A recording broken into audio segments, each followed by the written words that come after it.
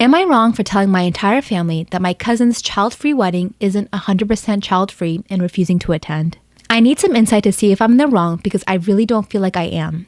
I, 32 female, just received an invite to my cousin Alex's 30 female wedding. It stated on the invite that the wedding was child-free. I'm not new to child-free weddings, but what has me frustrated is the fact that there will be children in the wedding. Alex plans on having her and her fiance's 33 male nieces and nephews at their wedding. I overheard her asking her sister if her niece could be the flower girl at a family get-together. This confused me because child-free means no children, so I called Alex and asked. I told her and said that if her nieces and nephews are going, then my daughter, 5, similar in age to her nieces and nephews, should be allowed to go too. Alex said that only those in the bridal party are the exception and that she wants her nieces and nephews at the wedding. When I asked why they could come and not my daughter, she said it's because she knows her nieces and nephews are well behaved, so there will be no issues. She also knows her sister and my brother-in-law parent very well, and to top it off, she is a teacher who wants a day where she doesn't have to deal with children of others.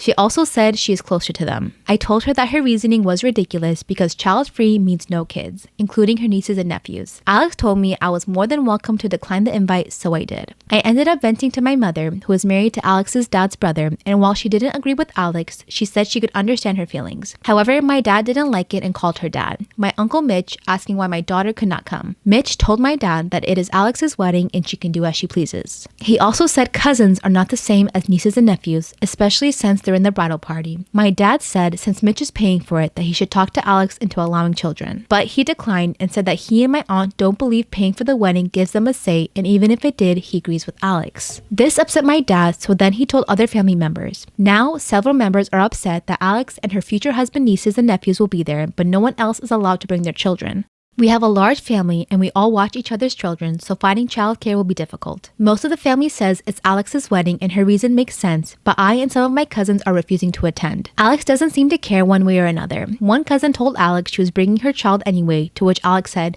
"Make sure you wear sneakers so it's easier on your feet as you're escorted back to your car." Which is how we found out she's having the security guard from her school checking the guest list and that he knows to not let any children in. So, am I the asshole? You will not believe how I caught my best friend cheating on her boyfriend with her brother. Hi, my name is Sarah and I'm 22 years old. I submitted this story because I wanted to know if I was in the wrong or not. Let's get into it. Me and my ex-friend Lindsay have been best friends for over 6 years. We did everything together until about a year ago. This made me pretty upset, but I understood because she was mostly my only friend, and that wasn't her fault. Anyways, when she got her new boyfriend, they were inseparable. They would do everything and anything together. She would even ditch me for plans with him, until she started acting weird one day. She started talking a lot about her brother as if he was her best friend, and she smiled and giggled when she mentioned him. I thought they hated each other. This, in fact, was very weird. And you will not believe what else happened. Make sure to come back for part 2. You will not believe how I caught my best friend cheating on her boyfriend with her brother, part 2.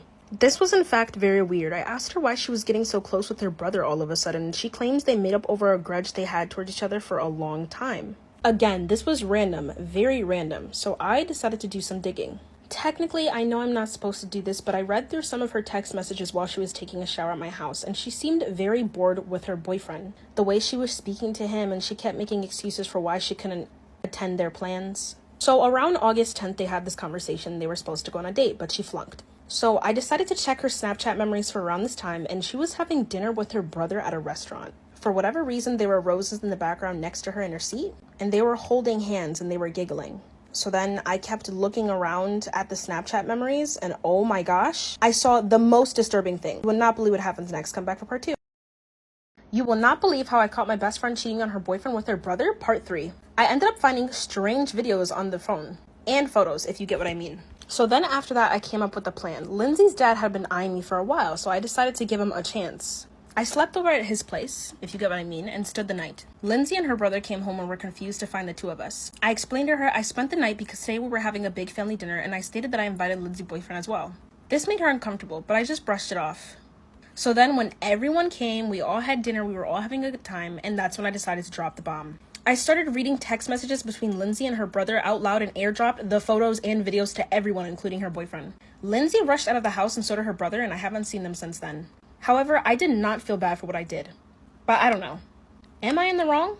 Am I wrong for not telling my husband I went into labor? I, 32 female, have 3 kids. K, 12 female, L, 4 female, and I just gave birth to my beautiful baby girl, Valerie. My husband and I have been married for 5 years and I love him, but he's a little bit of a mama's boy. My mother-in-law hates me. I grew up in a richer neighborhood and my parents left me with quite a lot of inheritance when they passed, about $13 million in assets. Mother-in-law, however, was a single mother with 2 sons and had a lot of trouble just paying for basic needs. She worked her way up and I think she's very strong. She doesn't like me and thinks I'm pretentious because apparently I had everything handed to me. Well, when I got pregnant with Elle, we decided to name him Luke, after my husband's father who died when my husband was only 3. Mother-in-law was through the roof when we told her, but ever since I fell pregnant again with Valerie, she has been adamant that we would name her Francine after her late grandmother. My husband wants to as well, but I don't. Instead, I wanted to name her Valerie, and not just because I like the name, but also because when I was 17, the song Valerie by Amy Winehouse came out and me and my family would sing it all the time. At family gatherings, it was always first on the speaker, car rides, and just in general. It was basically our song. Well, my older sister and my parents passed away in a house fire 3 years ago, and I miss them terribly. We were all a very close family, so it hit me and my younger sister very hard. When I suggested this to my husband and mother-in-law, they actually got mad at me because they wanted it to be Francine. I suggested we name her Valerie with the middle name Francine, or Francine with the middle name Valerie, but they weren't happy with either. During my last month of pregnancy, my husband has become more angry with me. I finally snapped and said that I wasn't going to name my child an ugly name that I don't like for the sake of a woman that doesn't even like me. He said that I was being unbelievable and that I had insulted a strong, independent mother. I immediately apologized, but he left to his mother's house. 2 days later, I couldn't reach him at all, and on the 3rd day I went into labor, Kate kept saying she would text my husband, and I told her not to bother. After hours of labor and awful pain, I gave birth to my baby girl and named her Valerie with Diana as the middle name. Diana was my mother's name. About 2 hours after I gave birth, my younger sister was able to reach my mother-in-law to get the message to my husband. When they came in, my husband was raging and yelling at me, calling me a pretentious, backstabbing bitch, and mother-in-law was more upset about the name. I think this might be the end of my marriage, but we can still change her name if I really wanted to. So, am I the asshole? Should I just change the name?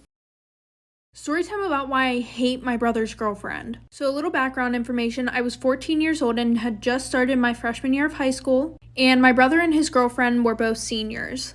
And we're gonna call his girlfriend Riley. Now, Riley and my brother started dating in the middle of the summer, and you would think since they just started dating and basically just met each other that I wouldn't know her that well. But literally 2 days after they started dating, she started spending every single day at my house. I'm being serious, like she had a whole duffel bag that had basically her closet in it. But that wasn't the problem. So in the summertime, my parents would plan a lot of family activities, and since they were called family activities, his girlfriend wasn't allowed to go. I mean, I think she would have been allowed to go, but she was also really disrespectful to my mom. So after one of our family days, my parents asked my brother if Riley would be joining us for dinner, and he just ignored them and went up to his room. And my room's right next to his, so I could hear everything. And Riley called him, and she was complaining about me. She was like, she's the reason why your mom doesn't like me. I feel like she's jealous of me. She doesn't want us to be together, which was really weird because I didn't give a fuck about what my brother did. So fast forward, school finally starts, and Riley lived about 20 minutes away from us. So my brother told her that he couldn't go and pick her up for school every day. But obviously I would ride to school with him because we lived together. Anyways, eventually she had a problem with that too. So my brother and I had to start leaving 30 minutes early to get to school so we could pick her up. So the first time that we pick her up, we pull up to her house. And obviously I'm in the front seat and she's just standing there. So my brother rolls down the window and he's like, get in the fucking car, we're gonna be late. And then she literally has the audacity to start arguing with my brother in front of me about why she should get the front seat instead of me. So like I said, once she got in, she started screaming about how she should get the front seat instead of me. So I turn around and I'm like, last time I checked, you've only been here for 2 months. Stay in your fucking lane.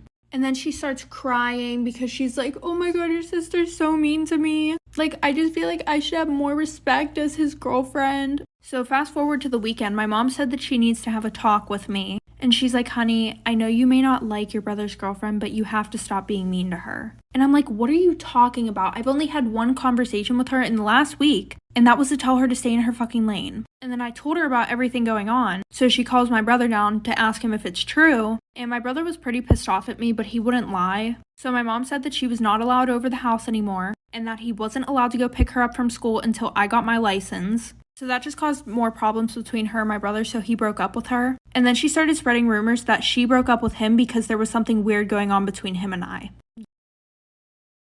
I'm at Asla for not letting my daughter play at her friends because they smoke. My daughter E is 5 and she loves going to play at her friend's house. We can just call her R. R's parents and older brother smoke in the house, which, although I think is disgusting, I fully understand. The thing is, E is extremely asthmatic. And R's parents know this, as we quite chat a lot. They know that she is extremely sensitive to things, and even the slight change in weather can make her really ill.